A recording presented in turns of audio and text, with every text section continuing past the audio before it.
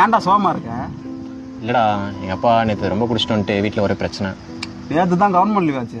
அதான் நம்ம ஊரில் கலாச்சாரம் காய்ச்சிட்டு இருக்கானுங்கல்ல, விலை வேறு கம்மியாக கொடுக்குறானுங்க, அதை குடிச்சிட்டு வந்துட்டு இருக்காரு. அதுக்கு தாண்டா நம்ம தஞ்சாவூர் காவல்துறை இருக்காங்களா, உறக்க சொல்லணும் ஒரு ஆப் கொண்டு வந்திருக்காங்கடா.